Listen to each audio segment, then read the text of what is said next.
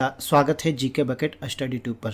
Budget 2025-26 की घोषणा हो गई है और इससे संबंधित बहुत सारे प्रश्न डायरेक्ट इनडायरेक्ट 70वीं बीपीएससी मेंस में पूछे जा सकते हैं। तो बजट से जो भी इम्पोर्टेंट पॉइंट बनते हैं उन सभी की आज हम चर्चा करने वाले हैं और बजट से संबंधित आज हमारा पहला वीडियो है। तो यहाँ हम कृषि एवं सूक्ष्म लघु और मध्यम उद्योग से संबंधित जो महत्वपूर्ण प्रावधान किए गए हैं उनके बारे में चर्चा करेंगे और उनसे संबंधित जो भी प्रश्न बनते हैं उनको भी यहाँ हम देखेंगे। स्टार्ट करने से पहले आप सभी को बता दें कि टेलीग्राम पर डेली आंसर राइटिंग चल रहा है, आप चाहे तो उसे ज्वाइन कर सकते हैं। ज़्यादा जानकारी के लिए दिए गए नंबर पर संपर्क कर सकते हैं। इसके अलावा हमारा 70वीं बीपीएससी के मेंस के लिए स्पेशल नोट्स भी आता है, तो आप चाहे तो उसे भी ले सकते हैं। काफ़ी उपयोगी नोट्स है, एक बार अवश्य देखें। इसके अलावा हमारी वेबसाइट www.gkbucket.com पर भी आप विजिट करके हमारे कंटेंट को देख सकते हैं। तो चलिए स्टार्ट करते हैं। बजट भाषण आरंभ करते समय माननीय वित्त मंत्री ने कहा कि विकास की इस यात्रा के लिए 4 शक्तिशाली इंजन हैं। पहला है कृषि, दूसरा एमएसएमई क्षेत्र, तीसरा निवेश और चौथा निर्यात। तो इन चारों में से आज हम 2 की चर्चा करने वाले हैं। तो सबसे पहले हम प्रथम इंजन कृषि और ग्रामीण क्षेत्र की चर्चा करेंगे। मुख्य परीक्षा के दृष्टिकोण से चर्चा रहेगी, तो जो भी 70वीं बीपीएससी मेंस देने वाले हैं उनके लिए यह वीडियो काफ़ी हेल्पफुल रहेगा।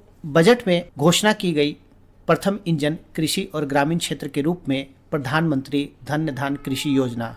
तो यह योजना इम्पोर्टेंट बन जाती है। इम्पोर्टेंट इसलिए है कि यह नई योजना आरंभ की गई है और बजट में इसकी घोषणा की गई है। तो इसके बारे में कहा गया है कि आकांक्षी जिला कार्यक्रम की तर्ज पर राज्यों की भागीदारी से मौजूदा योजनाएं हैं और जो विशिष्ट उपाय हैं उनके अभिसरण के माध्यम से कम उत्पादकता और कम फसलों की बुआई वाले औसत से कम ऋण मानदंड वाले 100 जिलों में इस योजना को लागू किया जाएगा। अब इस कार्यक्रम से 1.7 करोड़ किसानों को मदद मिलने की संभावना है और इस कार्यक्रम का उद्देश्य क्या है हम निम्न रूप में देख सकते हैं। तो इस कार्यक्रम को जो सरकार आरंभ करने वाली है और बजट में जो घोषणा की गई है उससे संवर्धित कृषि उत्पादकता बढ़ेगी, फसल विविधता और सतत कृषि पद्धतियों को अपनाने में सहूलियत होगी, पंचायत और ब्लॉक स्तर पर फसल कटाई के बाद भंडारण बढ़ाना इसका उद्देश्य है, सिंचाई की सुविधाओं में सुधार करना, दीर्घ अवधि और लघु अवधि ऋण की उपलब्धता को सुविधाजनक बनाना। तो ये जो कृषि से संबंधित पॉइंट है, यदि आपको एग्ज़ाम में कृषि से संबंधित कुछ लिखना आता है तो वहाँ पर इस पॉइंट्स को आप रख सकते हैं, तो काफ़ी प्रभावी और अपडेटेड उत्तर बनेगा। नेक्स्ट है ग्रामीण समृद्धि और अनुकूलन निर्माण कार्यक्रम। तो यह एक बहुक्षेत्रीय ग्रामीण संपन्नता और अनुकूलन निर्माण कार्यक्रम है जिसमें राज्यों की भागीदारी को भी महत्वपूर्ण माना गया है, यानी कि राज्यों की भागीदारी से इसे आरंभ किया जाएगा। तो यह आपको ध्यान रखना है। अब इससे होगा क्या कि रोजगार अवसर का सृजन होगा। ग्रामीण महिला, युवा और जो छोटे किसान हैं उन पर यह केंद्रित योजना है और इसमें बहुपक्षीय विकास बैंकों की सहायता ली जाएगी। तो कौशल निवेश प्रौद्योगिकी के माध्यम से कृषि में रोजगार का समाधान होगा और ग्रामीण अर्थव्यवस्था में इससे नई जान आएगी। तो इसका उद्देश्य आपको याद रखना है कि ग्रामीण क्षेत्र में प्रचुर मात्रा में अवसर पैदा करना है। तो जब ग्रामीण क्षेत्र में अवसर पैदा होंगे, रोजगार पैदा होंगे, तो निश्चित ही ग्रामीण क्षेत्र के लोगों की आय बढ़ेगी। इस कारण से आपको ध्यान रखना है, जब भी ग्रामीण विकास से संबंधित कुछ पॉइंट आता है तो वहाँ पर आपको ये पॉइंट रख सकते हैं। नेक्स्ट बात करते हैं दलहन में आत्मनिर्भरता। तो पोषण से संबंधित कोई प्रश्न आता है तो वहाँ पर आप इस पॉइंट को रख सकते। खाद्य तेलों में आत्मनिर्भरता प्राप्त करने के लिए राष्ट्रीय खाद्य तिलहन मिशन को सरकार क्रियान्वित कर रही है। अब किसान के पास जरूरत के लिए और इससे कहीं अधिक अन्न उपजाने का सामर्थ्य। यहाँ पर आपको यह ध्यान रखना है कि सरकार तुअर, उड़द और मसूर पर विशेष ध्यान के साथ 6 वर्षीय दलहनों में आत्मनिर्भरता मिशन प्रारंभ करेगी।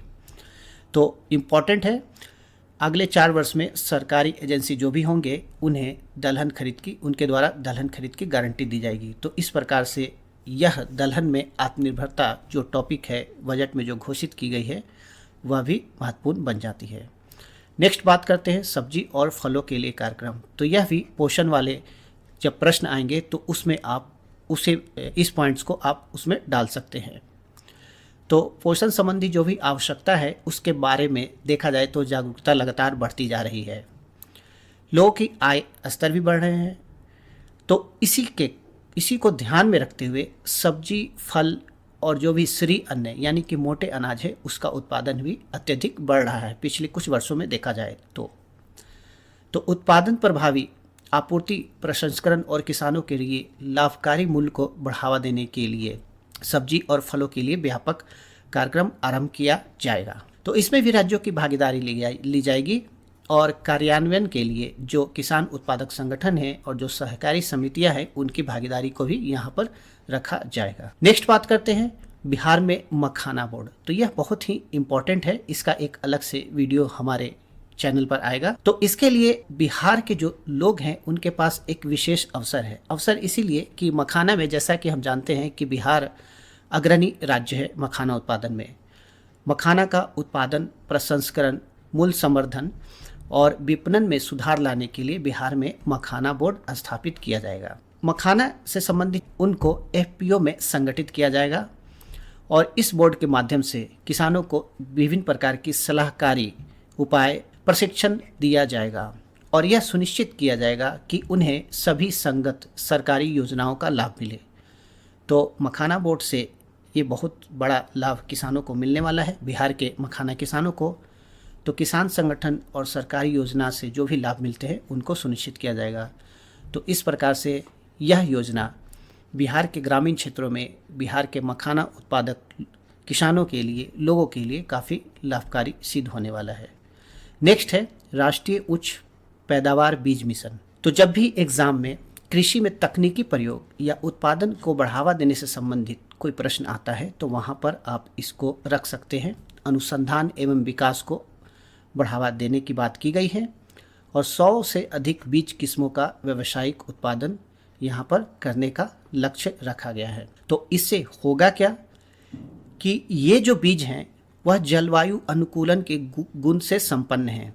तो इन बीजों का जब लक्षित विकास और प्रचार प्रसार होगा और इनका प्रयोग होगा तो जिस प्रकार से जलवायु परिवर्तन की घटना देखी जा रही है तो कृषि के उत्पादन पर जलवायु का परिवर्तन का प्रभाव कम होगा। तो वहाँ पर आप इस पॉइंट को लिख सकते हैं। नेक्स्ट है मत्स्यन उद्योग। भारत मत्स्यन उत्पादन और जलीय कृषि के क्षेत्र में विश्व में दूसरा सबसे बड़ा उत्पादक देश है। समुद्री खाद्य निर्यात का मूल्य 60,000 करोड़ है और समुद्र क्षेत्र की अप्रयुक्त संभावनाओं के द्वार खोलने के लिए अंडमान निकोबार और लक्षद्वीप पर विशेष ध्यान दिया जाएगा। बजट में यह घोषणा की गई है। इसके अलावा इन द्वीपों पर विशेष ध्यान देने के साथ साथ भारतीय विशिष्ट आर्थिक क्षेत्र और गहरे समुद्र से सतत मछली पकड़ने को बढ़ावा देने के लिए अनुकूल नीति का भी निर्माण किया जाएगा।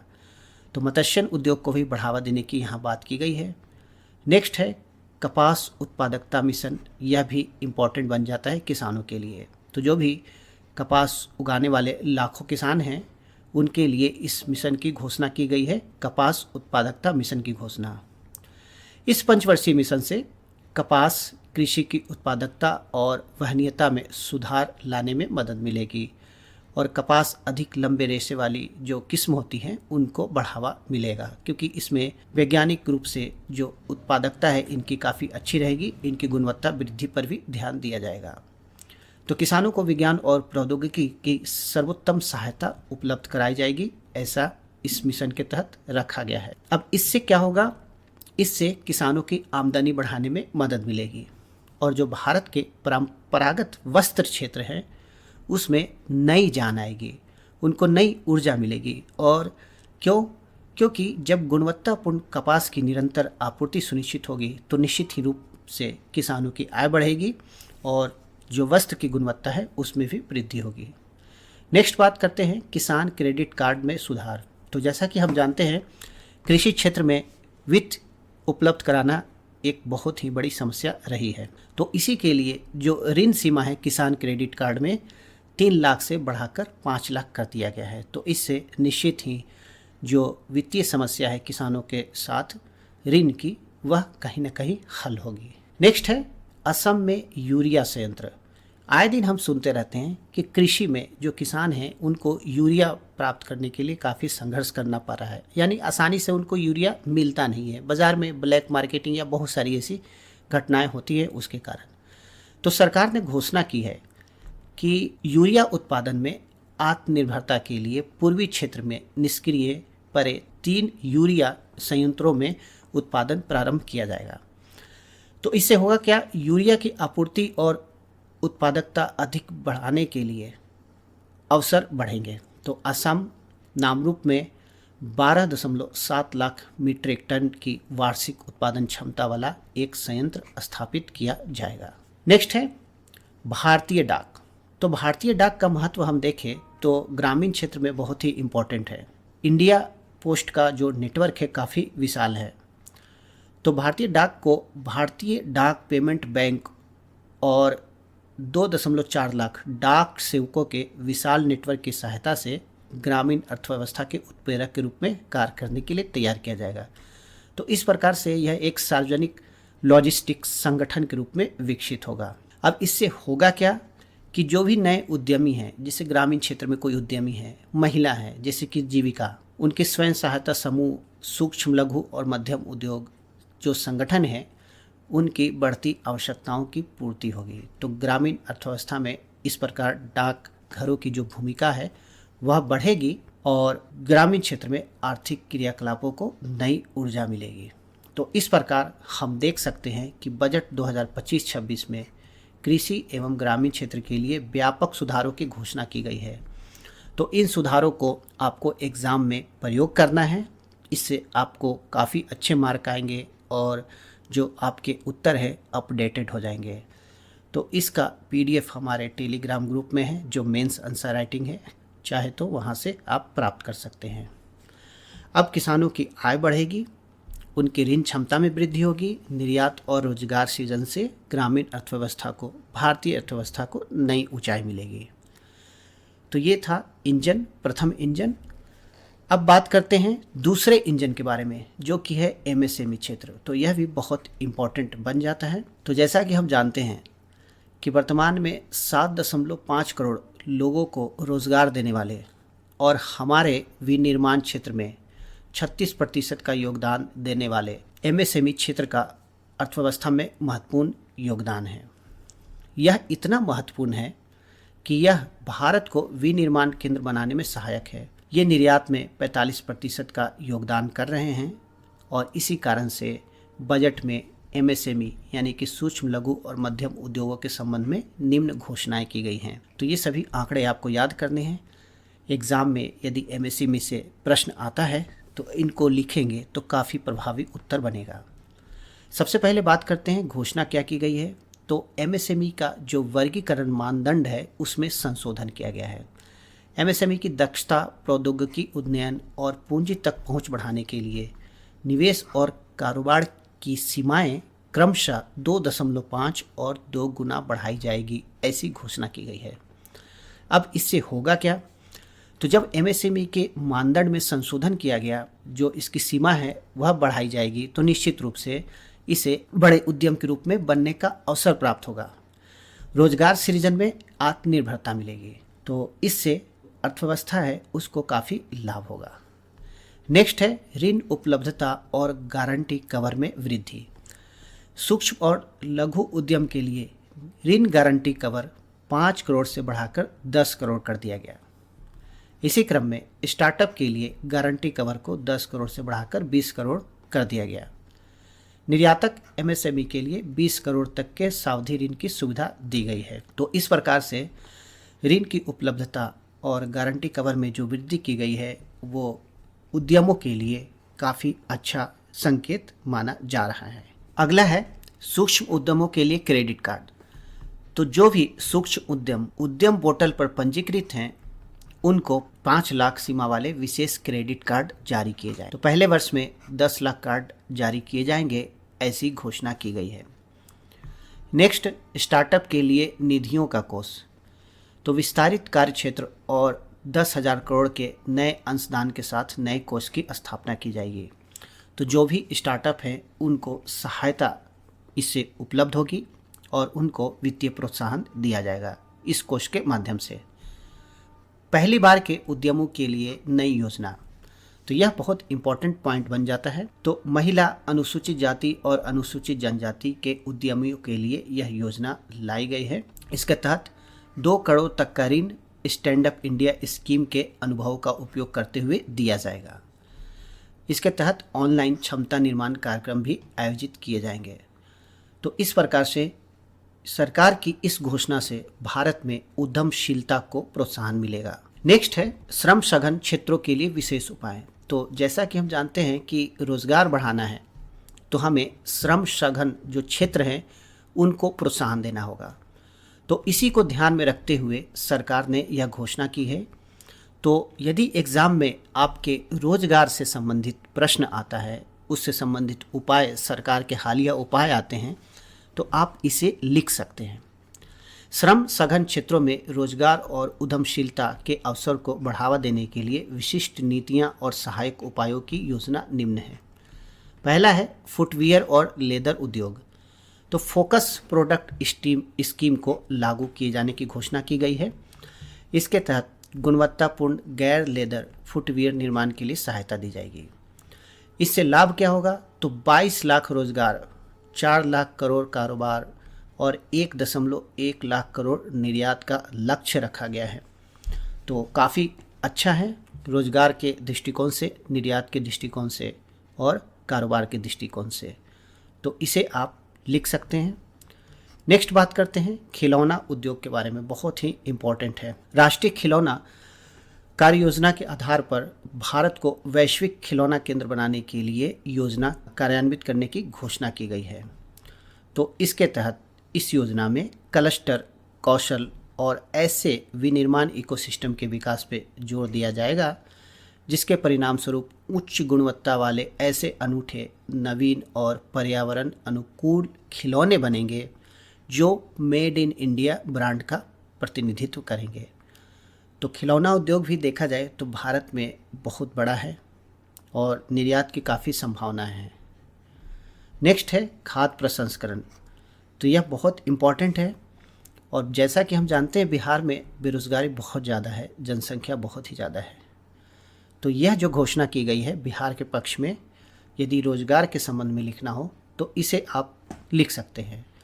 बिहार में राष्ट्रीय खाद्य प्रौद्योगिकी उद्यमशीलता और प्रबंध संस्थान की स्थापना की घोषणा की गई है। खाद्य प्रसंस्करण के लिए किसानों के उत्पादों के मूल्य संवर्धन के माध्यम से उनकी आमदनी बढ़ेगी और युवाओं को कौशल प्रशिक्षण, उद्यमशीलता और रोजगार के अवसर प्राप्त होंगे। तो यह जो पॉइंट है बिहार के संदर्भ में बहुत ही इम्पोर्टेंट बन जाता है क्योंकि बिहार एक कृषि प्रधान राज्य है और यहाँ उद्योग धंधों की कमी है।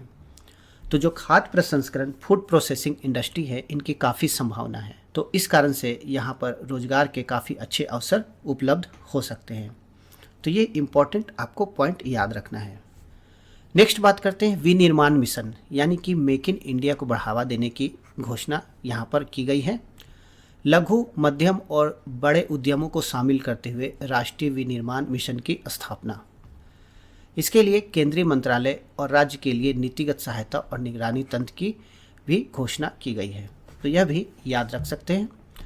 नेक्स्ट है स्वच्छ प्रौद्योगिकी विनिर्माण। तो जलवायु अनुकूल प्रतिबद्धता के लिए स्वच्छ प्रौद्योगिकी को समर्थन देने के लिए, इंडिया को आगे बढ़ाने के लिए यह सहायता प्रदान करेगा। इसका उद्देश्य क्या है? घरेलू मूल्यवर्धन में पर्याप्त सुधार करना, solar PV cell, electric vehicle battery, motor और कंट्रोलर, इलेक्ट्रोलाइजर, विंड टर्बाइन, अत्यधिक वोल्टेज वाले ट्रांसमिशन उपकरण, ग्रिड स्केल बैटरियों का निर्माण के लिए इकोसिस्टम तैयार करना। तो इससे जो स्वच्छ प्रौद्योगिकी निर्माण की जो प्रक्रिया है उसको बढ़ावा मिलेगा, क्योंकि हमारी जो प्रतिबद्धता है भारत की कि जो भी निर्माण करेंगे, विनिर्माण संबंधी कार्य होंगे, वह पर्यावरण अनुकूल होने चाहिए ताकि सतत विकास की जो अवधारणा है उसकी नीति का पालन हो सके। तो इस प्रकार से एमएसएमई के लिए बजट में घोषणा की गई है और ये घोषणा व्यापक वित्तीय, तकनीकी और संरचनात्मक सुधारों की परिप्रेक्ष्य में की गई है। अब इससे इनकी प्रतिस्पर्धात्मकता, निर्यात और रोजगार सृजन को नई ऊंचाई मिलेगी। तो हमने कृषि और एमएससी से संबंधित जो प्रावधान है उसको देखें। अब इससे संबंधित जो प्रश्न बन सकते हैं उसे आप यहाँ देख सकते हैं और इनको हल करके आप अपने बजट संबंधी जो फैक्ट है उनकी तैयारी कर सकते हैं। तो 4 प्रश्न यहाँ पर दिए गए हैं अभ्यास के लिए, आप चाहें तो लिख सकते हैं और इनका मॉडल आंसर हमारे मेंस जो आंसर राइटिंग ग्रुप है उसमें उपलब्ध है। पहला प्रश्न है, कृषि विकास और उत्पादकता बढ़ाने के लिए बजट 2025-26 में प्रस्तावित प्रधानमंत्री धन धान्य कृषि योजना किस प्रकार आकांक्षी जिला कार्यक्रम से प्रेरित है। इस योजना के प्रमुख तत्वों का विश्लेषण करते हुए बताइए कि यह भारत की कृषि अर्थव्यवस्था को किस प्रकार प्रभावित कर सकती है। नेक्स्ट क्वेश्चन है, विकसित भारत की परिकल्पना में केंद्रीय बजट 2025-26 के बजट भाषण में आर्थिक गतिविधियों में 70% महिलाओं की भागीदारी को एक महत्वपूर्ण लक्ष्य बताया गया है। भारतीय अर्थव्यवस्था में लैंगिक समानता लाने की दृष्टि से यह लक्ष्य कितनी व्यवहारिक चुनौतियों के समक्ष खड़ा है। कथन का विश्लेषण करें तथा इसका समाधान बताएं। नेक्स्ट प्रश्न है, बजट 2025-26 में एमएसएमई क्षेत्र को भारत की अर्थव्यवस्था के दूसरे इंजन के रूप में प्रस्तुत किया गया है। एमएसएमई के वर्गीकरण मानदंड में किए गए संशोधन और वित्तीय पहुंच में वृद्धि को ध्यान में रखते हुए क्या यह पहल एमएसएमई को बड़े उद्यम में बदलने की दिशा में प्रभावी साबित होगी। तर्कसंगत उत्तर दीजिए। तो जो भी हमने डिस्कस किया उन सभी प्रावधानों को लिखते हुए इसको आंसर करना है। नेक्स्ट प्रश्न है, बजट 2025-26 में एमएसएमई क्षेत्र के लिए घोषित नीतियों को देखते हुए क्या भारत आत्मनिर्भर अर्थव्यवस्था की दिशा में आगे बढ़ रहा है। एमएसएमई को वैश्विक प्रतिस्पर्धा के लिए सक्षम बनाने हेतु कौन कौन से प्रमुख उपाय किए गए हैं। तो ये प्रश्न आप अभ्यास कर सकते हैं।